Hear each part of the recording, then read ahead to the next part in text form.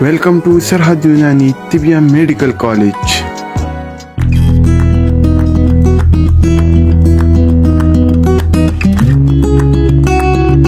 आज की हमारी मुफरत दवा है बादरंज बोया। इसे बिल्ली लोटन भी कहा जाता है। उर्दू में बिल्ली लोटन के नाम से ज्यादा मशहूर है। इंडिया और पाकिस्तान में इसी नाम से जानी जाती है। बाएं जानिब आप देख रहे हैं फूलों से भरा एक झाड़ीनुमा पौधा है, यही है बादरंज बोया। आइए इसकी तफसील जानते हैं। अंग्रेजी में इसे कैटमिंट कहा जाता है। कैट बिल्ली को कहते हैं और मिंट खुशबू को कहते हैं। इसकी खुशबू पर बिल्ली नस्ल के कई जानवर, जंगली जानवर भी इस पर लौटते हैं, इस पर फिदा रहते हैं, इसीलिए इसका नाम कैटमिंट रखा गया है। लातीनी में इसे नेपेटा कटारिया कहा जाता है। अरबी में मुफर्रिहुल कुलूब, इसका बहुत बड़ा फायदा कल्ब पर है, बड़ा मुफर्रे है ये। हबकुर रेहानी भी कहते हैं। फारसी में बादरंग बोया कहते हैं। संस्कृत, हिंदी, सिंधी, गुजराती, पंजाबी और बाकी बहुत सारे मकामी इंडो पाक जबानों में इसे बिल्ली लोटन ही कहा जाता है। कश्मीरी में गंद सोया भी कहते हैं। दुनिया में अब तक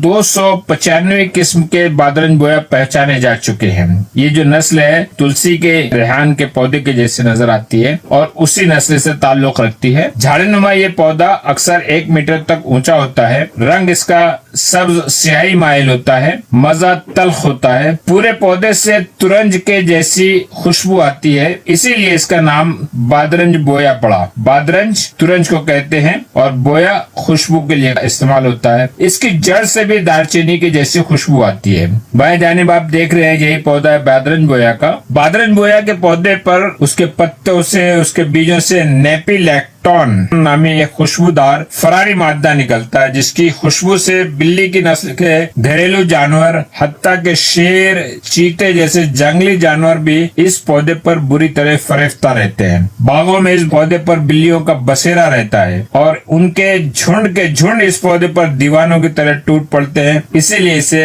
बिल्ली लोटन कहा जाता है। इसकी तफसील जानते हैं। इसका जो इस्तेमाल होने वाले जुज है, जो हिस्सा इसका इस्तेमाल होता है दवा के तौर पर, वो है पंचांग, यानी इसके पौधे के हर हिस्से को दवान इस्तेमाल होता है, लेकिन खास तौर से फूल, पत्ते, तुख्म और जड़ ज्यादा मुस्तमाल है। बादरंज बोया के पत्ते जो हैं बरगे रेहान के जैसे होते हैं, तुलसी के पत्तों से मुशाबे मखरूती शक्ल के होते हैं और एक खास बात यह है कि हर पत्ता उसके नीचे वाले पत्ते से 90 दर्जे पर निकलता है। रगें भी बहुत वाज़ेह होती हैं। लेफ्ट बाएं साइड आप देख रहे हैं पत्ता नजर आ रहा है मखरूती शक्ल का और उस पर रगें भी बहुत वाज़ेह हैं। और ये आप देख रहे हैं कि हर पत्ता जो है उसके ऊपर वाले पत्ता जो है 90 दर्जे बनाते हुए निकलता है। ये अगर नीचे का पत्ता है तो उसके बाद वाला जो पत्ता है वो उसके 90 दर्जे पर निकलता है, फिर उसके बाद वाला पत्ता उसके 90 दर्जे पर निकलता है। इस तरह से एक दूसरे से बिल्कुल क्रिस क्रॉस निकलते हैं ये पत्ते। इंडो पाक में आमतौर से 2 किस्म के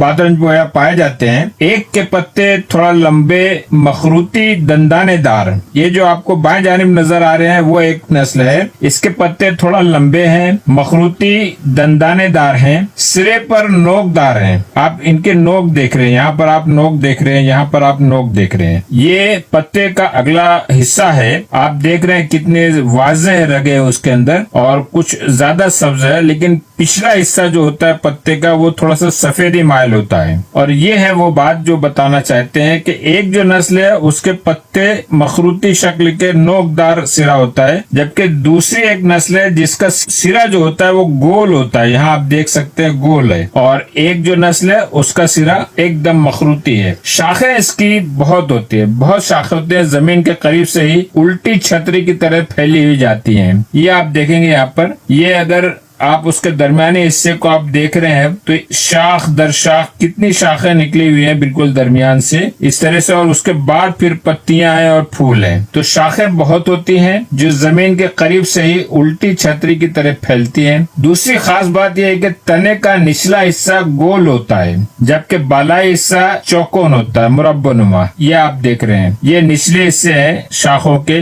ये गोल रहेंगे, लेकिन बालाई हिस्सा जो बिल्कुल इस्खता किया हुआ है वो आप देख सकते हैं बीच में खाली जगह सा है, ایک خول سا ہے نلکی جیسا، اور باقی حصہ جو ہے وہ چورس آپ کو اسکوائر شیپ کا چوکو نظر آ رہا ہے۔ ان شاخوں کے سروں پر بکثرت پھول لگتے ہیں۔ یہ ہے پھولوں کا خوشہ جو ابھی پھول بنے نہیں ہے، کلیوں جیسے ہیں، یہ ایک ساتھ ابھرے ہوئے یہاں پر، اور جب بن جاتے ہیں تو یہ ہے پھولوں کا خوشہ۔ ہر ایک سے پھول نکل رہے ہیں، یہ ایک پھول ہے، یہاں آپ ایک پھول دیکھ رہے ہیں، ادھر ایک پھول، بے شمار پھول ہیں، گچھوں کی شکل میں لگتے ہیں۔ تو پھول شاخوں کے سروں پر سفید بنفشی دھبوں والے، پورا کے پورا بنفشی نہیں ہے بلکہ اس میں آپ کو بیچ میں نقطے نظر آ رہے ہیں جو بنفشی رنگ کے ہیں، اور بالیوں میں لگتے ہیں۔ پھول چھوٹے چھوٹے کچھ لمبوترے ہوتے ہیں لیکن بہت مخصوص شکل کے ہوتے ہیں۔ یہ مخصوص شکل آپ کو بتانا چاہوں گا۔ آپ یہاں دیکھ رہے ہیں، آپ انگلی کی سائز سے اندازہ لگائیے کہ یہ پھولوں کی سائز کتنی ہوگی، ان کا حجم کتنا ہوگا، اور یہ ہے وہ بات کہ مخصوص شکل ہے، بالکل آپ سمجھ نہیں پا رہے ہیں، بلکہ اس کی جب ڈرائنگ بنائی گئی تو وہ کیسے نظر آتی ہے آپ کے سامنے پیش کیا گیا ہے۔ یہ نچلا حصہ ہے کلی کے جیسا، پھر اس کے بعد جاسوندی کے پھولوں جیسا ہے، لیکن اوپری حصہ جو ہے بڑا عجیب و غریب قسم کا ہوتا ہے، جس میں بہت سارے اسٹیمنز نکلتے ہیں اور بیچ میں خول ہوتا ہے۔ یہ وہ مخصوص شکل، اس کو آپ، یہ تو تصویری انداز ہے، امیج بنائی گئی ہے، لیکن اصل انداز یہاں پر ہے، آپ دیکھ سکتے ہیں، اور اس سے بھی زیادہ آپ کو یہاں پر بھی نظر آ سکتا ہے کہ کس طرح سے ایک شکل میں نظر آتے ہیں۔ بہت ہی مخصوص شکل ہے اس کی۔ مئی سے ستمبر کے درمیان میں پھول اتنے زیادہ ہو جاتے ہیں کہ پودے پر پتے کم اور پھول ہی پھول نظر آتے ہیں۔ آپ دیکھ سکتے ہیں کہ پھول ہی پھول بالیوں میں نظر آ رہے ہیں، گچھوں میں پتے بہت کم نظر آ رہے ہیں۔ یہ پھول جب جھڑ جاتے ہیں اس میں جو نچلا حصہ جو بچتا ہے وہ ایک خوشہ نما پھل بن جاتا ہے۔ پھولوں کے ہی مقام پر پھل لگ جاتے ہیں جن میں چھوٹے چھوٹے 4 عدد چکنے چمکدار سیاہی مائل خاکی رنگ کے تخم بھرے ہوتے ہیں، یعنی ان تخم کے سرے پر 2 سفید نقطے پائے جاتے ہیں۔ یہ جہاں پر پھول تھا یا جہاں پر پھول لگا ہوا تھا وہاں پر اب پھل بن گیا اس کا نچلا سرا، اور اس پھل میں اس طرح کے بیج لگتے ہیں۔ یہ جو آپ کو نظر آ رہے ہیں نیچے، یہ تخم ہے، پھل کا جو نچلا سرا تھا وہ یہ ہو گیا۔ اس طرح سے 4 تخم ایک پھل میں لگتے ہیں، وہ تخم اس شکل کے ہوتے ہیں، چھوٹے چھوٹے مہین، لیکن ہر ایک تخم کے سرے پر 2 سفید نقطے نظر آتے ہیں۔ ایک پھل میں 4 تخم لگتے ہیں، یہ ایک ساتھ ایک جگہ جمع کر دیے گئے ہیں سب تمام تخم۔ خشک شدہ حالت میں یہ آپ کو بازار میں اس انداز میں ملے گا۔ بوٹینیکل ڈائیگرام ہمارے طلبہ کے لیے بہت ضروری ہوتا ہے، ایک ہی جگہ پر ساری چیزیں اس کے ساری ماہیت سامنے رکھ دی جاتی ہے کہ پتے کس شکل کے ہوتے ہیں، قلب کی طرح نوک لمبوتری، دندانے دار، رگیں واضح، پورا پودا کیسے نظر آئے گا، پھول کہاں پر گچھوں میں لگیں گے، پھولوں کا نچلا سرا جو بعد میں پھل میں تبدیل ہو جاتا ہے، تخم کس طرح سے نظر آتے ہیں، وہ یہاں پر آپ کو سب بتائے گئے، اور ایک پھول کا انداز یہ ہوتا ہے۔ پیداواری علاقے اور کاشت، انڈو پاک کے پہاڑی علاقوں میں یہ زیادہ ہوتے ہیں۔ جن علاقوں میں یہ عام طور سے خودرو طور سے اگتے ہیں یا آسانی سے اگ جاتے ہیں وہ ہے دہلی، چھتیس گڑھ، اتراکھنڈ، بہار، مغربی بنگال، مدھیہ پردیش، مہاراشٹر، اڑیسہ، پنجاب اور راجستھان۔ دنیا میں یہ کہاں کہاں پائے جاتے ہیں تو پاکستان، یورپ، ایران، افغانستان اور نیپال، یہ وہ علاقے ہیں جہاں پر بادرنج بویا کی خودرو طور سے افزائش ہوتی ہے، نمو ہوتی ہے۔ آئیے اب بادرنج بویا کے افعال و خواص پر غور کرتے ہیں۔ پہلے سب سے اس کا نفع خاص، اس کا نفع خاص جو بتایا گیا ہے وہ مفرح و مقوی قلب ہے۔ اس کا نام ہی عربی میں مفرح القلوب رکھا گیا ہے، اس لیے کہ قلب کے لیے، دل کے لیے بہت ہی مفرح، بہتر ہے۔ نیچے ہمیشہ کی طرح آپ کو معنی مشکل الفاظ کے معنی مل جائیں گے۔ تمام افعال پر اگر غور کریں تو اس کو مفرح قلب اور مقوی قلب یہ پہلا فعل بتایا گیا ہے۔ یہ منعش وہ مسخن حرارت غریزی ہے۔ منعش کہتے ہیں بھڑکانے والے کو، آگ کو اگر بھڑکایا جاتا ہے تو اسے منعش کہتے ہیں۔ تو حرارت غریزی جو ہمارے جسم کی طبعی حرارت ہے، جس کی وجہ سے ہمارے جسم کا نظام، اس کا دفاع قائم رہتا ہے، اسے کہتے ہیں حرارت غریزی۔ اس حرارت کو تقویت دیتا ہے، منعش کرتا ہے، اسی لیے اسے منعش و مسخن حرارت غریزی کہا جاتا ہے۔ جہاں قلب کو تقویت دیتا ہے وہیں حرارت غریزی کی پیدائش کو بھی بڑھاتا ہے۔ یہ مقوی جگر ہے، جگر کو بھی قوی کرتا ہے۔ منزج وہ مسہل سودا وہ بلغم ہے، سودا کا بھی نزج دیتا ہے، اس کو بھی قابل اخراج بنا دیتا ہے، اور بلغم کو بھی قابل اخراج بنا دیتا ہے۔ اگر سودا اور بلغم اتنا لذیذ ہو، اتنا گاڑھا ہو کہ اس کا اخراج نہیں ہو سکتا، جس میں سے باہر نہیں نکل سکتے، تو ایسی صورت میں بادرنج بویا جو ہے انہیں نضج دیتا ہے، انہیں قابل اخراج بناتا ہے، اور مسیل ہے ان کو اسہال کے ذریعے جسم سے خارج کر دیتا ہے۔ یہ مطیب دہن ہے، منہ میں خوشبو پیدا کرتا ہے، دور کرتا ہے بدبو کو۔ محلل و مفجر اورام ہے، جہاں یہ ورموں کو، پھوڑے پھنسیوں کو تحلیل کرتا ہے، وہیں اگر پھوڑے ایسے ہیں جو پھٹ نہیں رہے، جس میں سے مواد خارج نہیں رہا ہے، تو انہیں پھوڑ دیتا ہے، اسے قابل اخراج بنا دیتا ہے۔ مفجر کہتے ہیں پھاڑنے والے کو۔ مصفی خون وہ نافع جزام ہے، دیگر مصفی خون کی حیثیت سے، لیکن خاص طور سے جزام میں بھی اس کا فائدہ دیکھا گیا ہے۔ قاتل دیدان عمہ ہے، پیٹ کے کیڑوں کو مارتا ہے۔ تریاق سموم ہے، بہت سارے زہروں کے لیے یہ نافع بنتا ہے، ان کا دفاع کرتا ہے۔ دافع حمہ ہے، بخار کو کم کرتا ہے۔ مفتح سدد ہے، سدد رکاوٹ کو کہتے ہیں، فتح کھولنے والے کو۔ بہت سارے جو آشا ہوتے ہیں، جگر ہے، تحال ہے، اور بطن کے دیگر آشا جو ہیں، ان میں اگر کسی قسم کو رکاوٹ پیدا ہو جائے تو یہ مفتح کا کام کرتا ہے، انہیں کھولتا ہے، ان کی رکاوٹوں کو دور کرتا ہے۔ یہ منوم ہے، نیند بھی لاتا ہے۔ نافع سوال و دمہ ہے، دمہ کی کیفیت، سانس کی تکلیف اور کھانسی کی تکلیف دونوں میں یہ نافع کرتا ہے۔ یہ مسقط جنین ہے، جنین کو خارج کر دیتا ہے۔ اگر اس کی جڑ جو ہے وہ اندام نہانی میں رکھ دی جائے رحم کے پاس، تو اس سے جو اسقاط ہو جاتا ہے، جنین باہر نکل جاتا ہے، اس لیے بہت احتیاط کی ضرورت ہے۔ مدر بول حیض ہے، پیشاب کا بھی اور حیض کا بھی ادرار کرتا ہے۔ اتنے سارے افعال بادرنج بویا میں پائے جاتے ہیں۔ آپ بھی حیران ہیں، کئی لوگوں نے پوچھا بھی کہ ایک ہی جڑی بوٹی میں اتنے سارے افعال و خواص کیسے پائے جاتے ہیں؟ تو یہ خدا کی قدرت ہے، قدرتی طور سے ان کے اندر، بلکہ نئی تحقیقات کی روشنی میں تو ان سے بھی زیادہ خواص سامنے آتے۔ ریسرچ لیب کے ذریعے، ہاسپٹلوں میں ان کی ریسرچ کے ذریعے، ان بارد یا ہار مزاج کی دوا ہونے سے ہی صرف تبدیلی نہیں آتی، بلکہ بہت سارے ایسے اجزاء اس میں پائے جاتے ہیں جو نئے نئے اثرات، نئے نئے فائدے جسم میں لاتے ہیں۔ اتنے سارے افعال آپ کے سامنے اسی لیے ظاہر ہوتے ہیں۔ اب ہر ایک فعل کی وجہ سے ہم اسے کہاں استعمال کر سکتے ہیں وہ ہم دیکھیں گے۔ افعال و خواص کی بنیاد پر مواقع اور ترکیب استعمال۔ سب سے پہلے مفرح و مقوی قلب ہونے کی حیثیت سے ہم اسے خفقان قلب، قلب کی جو گھبراہٹ سی رہتی ہے، بے چینی سی رہتی ہے، اس میں ہم استعمال کر سکتے ہیں۔ ضعف قلب، قلب کی کمزوری ہے، اس میں ہم یہاں استعمال کر سکتے ہیں۔ دماغی امراض میں خاص طور سے غم، وسواس، جس میں انجانا سا خوف رہتا ہے، وحشت و گھبراہٹ، ایسی ساری صورتوں میں بادرنج بویا کا بہت فائدہ ہوتا ہے۔ اختناق الرحم، یہ ایک قسم کی نفسیاتی بیماری ہی رہتی ہے، اسے ہسٹیریا کہا جاتا ہے، اس میں بھی استعمال کرتے ہیں۔ کیسے استعمال کریں گے؟ یا تو تازہ پتوں کا رس استعمال کریں، لخلخا کے طور پر استعمال کریں گے، سونگنے والے، جیسے ہم عطر استعمال کرتے ہیں، ایسے ہی اس کا بھی روغن ہے، اس کے خوشبو کو استعمال کیا جا سکتا ہے، اس کا عطر بنایا جا سکتا ہے۔ ان سارے امراض میں جو آپ کو دائیں جانب نظر آ رہے ہیں، ان سارے امراض میں جیسے خفقان قلب و ضعف قلب، غم، وسواس، وحشت، گھبراہٹ، ان سارے امراض میں ہم انہیں استعمال کر سکتے ہیں۔ ایسے مریضوں کو لخلخا دیا جا سکتا ہے، سنگایا جا سکتا ہے، یا پھر اس کا سفوف بنا لیں یا گولی بنا لیں، ان ساری شکلوں میں ہم اسے استعمال کر سکتے ہیں۔ منعش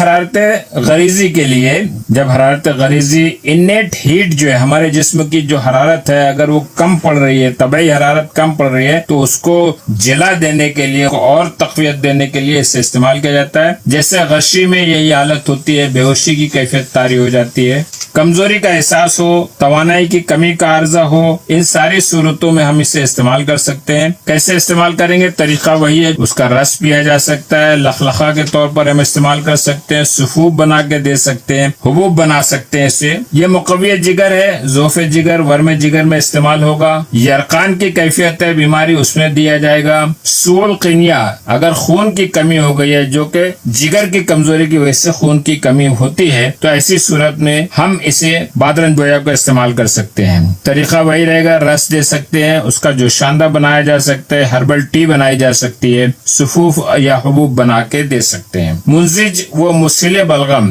اور منزج و مسل سودا، یہ دونوں کیفیت، یہ دونوں خلطیں جو ہے، اگر انہیں باہر اخراج کرنے کے قابل بنانا ہے، ان کا اسہال کرنا ہے، تو ایسی صورتوں میں جیسے سرا ایک مرض ہے جس سے بلغم اور سودا کی ملی جلی کیفیت کا مظہر بتایا جاتا ہے۔ مرگی जिसे कहा जाता है। फालिज उल अक़वा में भी यही कैफियत है, यही दोनों खिलते हैं और खास तौर से बलगम उसमें शामिल होता है। वहशत, खफकान, वसवास ये सौदावी मर्ज माना जाता है। काबूस, काबूस एक ऐसे मर्ज को कहते हैं जब सोते हुए ऐसा लगता है कोई सीने पर बैठ गया है, गला घुटा जा रहा है, इस कैफियत को काबूस कहते हैं। ये इन सारे अमराज में हम इसे शरबत के तौर पर या इसका अर्क बनाकर या जो शानदार दे सकते हैं। मुतय्यब दहन होने की वजह से यानी मुंह के अंदर खुशबू पैदा करता है, इसके लिए हम इसे बदबू दहन के अमराज में जिसे बखरुल फम कहा जाता है इस्तेमाल कर सकते हैं। और कैसे इस्तेमाल करेंगे, या तो इसकी पत्ती को चबाएंगे और या इसका सुफूफ खा लेंगे। मुहल्लिल वो मुफज्जिर औराम है। मुहल्लिल हमने बताया कि जो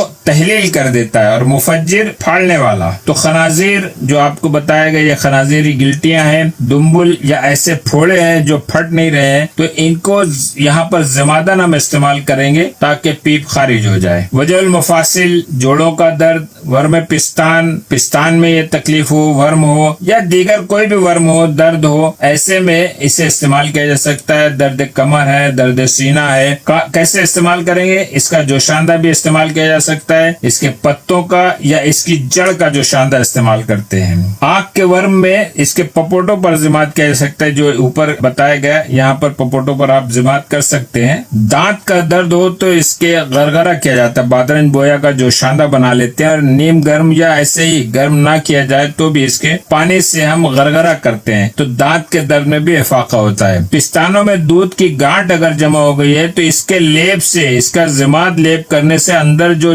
गांठ हो गई है वो घुल जाती है, वो तहलील हो जाती है। जो शानदार इस्तेमाल कर सकते हैं बेख का भी और बर्ग का भी, यानी पत्तों और जड़ों दोनों का शरबत इस्तेमाल कर सकते हैं। जिस मुकाम पे तकलीफ हो, फोड़े फुंसी हो, और पिस्तानों पर भी इसका जिमात पुल्टिस लगाया जा सकता है। दांतों के लिए उल्ली या गरगरा करेंगे हम। हाजिम व मुकवी होने की हैसियत से ज़ोफ़े मैदा, मरोड़, हिचकी, मतली, रेही दर्द, कासिर रिया के तौर पर और नफ़ख़े शिकम के लिए इस्तेमाल किया जा सकता है कि ये क्रूह आमा में काफी कारामद साबित हुआ है। बवासीर में फायदा करता है और इसके लिए जोशांदी के तौर पर, सुफूफ के तौर पर या सिर्फ ताज़ा पत्तों का रस इस्तेमाल किया जा सकता है। मुसफ़्फ़ी खून और नाफ़े जुज़ाम होने की हैसियत से तमाम किस्म के जिल्दी अमराज, नार फारसी, नमला जिसे हर्पिस कहा जा सकता है, जो यहाँ पर ये बताया गया है कि बहुत ही जलनदार दाने आ जाते हैं। आकेला, आकेला ऐसे कहते हैं जैसे जख्म जिससे जख्म ज्यादा गहरा हो जाता है, गोश्त तक नजर आने लगते हैं, ऐसे जख्म को आकेला कहते हैं। लेप्रोसी में भी फायदा इसका देखा गया है। जुजाम में इसका पानी लगाया जाता है। जमात के तौर पर इन अमराज में इस्तेमाल करेंगे या फिर जोशांदा भी पिलाएंगे या ताजा पत्तों का रस पिला सकते हैं। कातिल दीदान आमा होने की वजह से पेट के तमाम कीड़ों में इससे इस्तेमाल किया जाता है। इसका रस दे सकते हैं, सुफूफ दे सकते हैं या शरबत पिला सकते हैं। तिरियाक सुमूम की हैसियत से पागल कुत्ते के काटने के अलावा बिच्छू, भड़, मकड़ी के जहर, इन सब के लिए हम मुकामी तौर से जिस मुकाम पर उनके डंक लगे हैं, चोट लगी है, उन मुकाम पर इसका जमात किया जाता है। इसके पानी से धोया जाता है और जमादन इसका मरहम के तौर पर लगाते हैं। इसका लेप, सुफूफ, नुतूल, नुतूल कहते हैं जब किसी थोड़े से ऊंचाई मुकाम से किसी जगह पर पानी की धार दी जाती है, पानी का तरेड़ा दिया जाता है नीम गर्म, तो उसे नुतूल कहा जाता है। दाफे हुम्मा होने की हैसियत से नौबती बुखार में, हर किस्म के बुखार में, तपे कोहना, पुराने से पुराने बुखार में इसे इस्तेमाल किया जा सकता है। सुफूफ के तौर पर भी इसका तुख्म भी, उसका सुफूफ पाउडर बना सकते हैं, पत्तों का सुफूफ बनाया जाता है या इसके पानी में बिठा दिया जाता है मरीज को,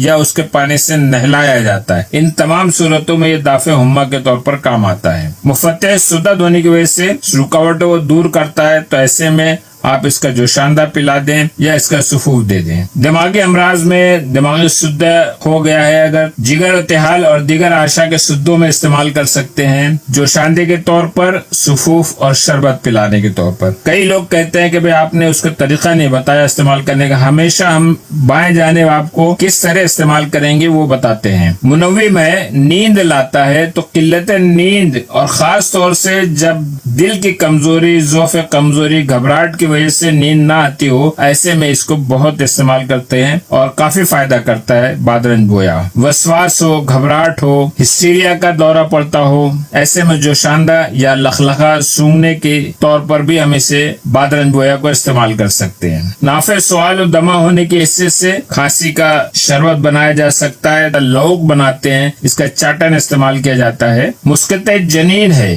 ضرورتاً اسقاط کرنے کے لیے استعمال کرتے ہیں، ورنہ احتیاط ضروری ہے، اس سے جنین خارج ہو جاتا ہے۔ کیسے؟ اس کی تازہ جڑ کو اگر رحم کے مقام پر رکھا جائے، رحم بندہ میں نہانی میں رکھا جائے تو اس سے اسقاط کا امکان ہوتا ہے، اسقاط ہو سکتا ہے، اس لیے احتیاط ضروری ہے۔ مدر بول حیض ہونے کی حیثیت سے قلت بول، احتباس بول، حرقت البول میں استعمال کرتے ہیں۔ اسر حیض اور احتباس حیض میں بھی اسے استعمال کیا جائے گا۔ طریقہ وہی ہے، یا تو سفوف دیں، ہربل ٹی بنا لیں، یا اس کے جوشاندے میں ٹب میں اس کو شامل کر لیں اور اس میں بٹھائیں مریض کو۔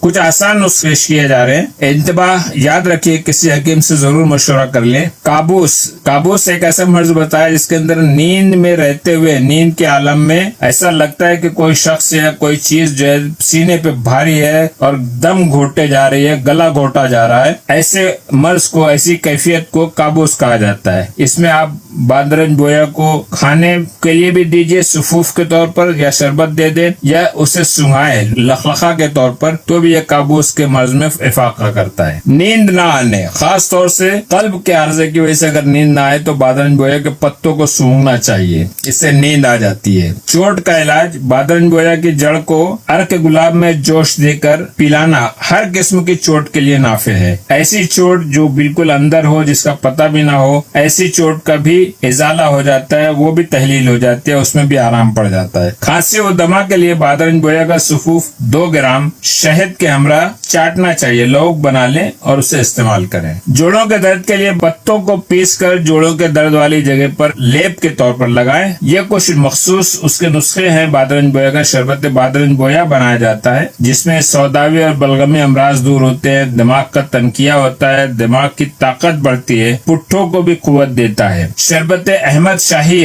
بنتا ہے، ایک بہت مشہور نسخہ ہے، یہ سوداوی امراض کے لیے بڑا خاص ہے، مالی خلیہ اور دائمی قبض کو دور کرتا ہے۔ ان نسخوں کے بارے میں اگر کسی کو تفصیل چاہیے، دلچسپی رکھنے والوں کو اس کی تفصیل دے دی جائے گی۔ اس کا مزاج گرم خشک درجے دوم ہے، لیکن کچھ اطباء نے گرم پہلے درجے میں اور خشک دوسرے درجے میں بتایا ہے۔ پتے اگر استعمال کرنا چاہیں تو مقدار خوراک 5 سے 7 گرام ہے۔ تازہ رس پینا چاہیں تو 50 گرام، اور اگر بیج کا سفوف بنا کے استعمال کرنا ہو تو 6 سے 9 عدد۔ پتوں کے بنسبت بیج میں اثر کم ہے، اس لیے دیکھیے مقدار خوراک بھی زیادہ دی گئی ہے۔ اس کی مضرت، اس کا نقصان دہ اثر جو ہے پسلی کے امراض جیسے ذات الجنب، پلیروسی جسے کہا جاتا ہے، اس کے زائد استعمال سے تکلیف ہو جاتی ہے، سر درد پیدا کرتا ہے اور پیشاب میں جلن پیدا کرتا ہے اگر بہت زیادہ استعمال کر لیا جائے تو۔ مسلح، کندر، سمغ عربی اور انار دانے، انہیں استعمال کیا جا سکتا ہے ساتھ میں، یا ان کے نسخوں میں شامل کر لیں تو اس کی اصلاح ہو جاتی ہے۔ جو پیشاب کی جلن ہے، سر میں درد ہے، وہ کم ہو جاتا ہے، ان کی اصلاح ہو جاتی ہے۔ اس کا بدل اگر بادرنج بویا نہ ملے تو آبریشم استعمال کیا جا سکتا ہے، مرزن جوش ہے، فرنج مشک ہے، شاسفرم ہے، یہ ساری چیزیں ہم استعمال کر سکتے ہیں۔ مرکبات، خمیر آبریشم بہت مشہور مرکب ہے، اس کا دواء المسک معتدل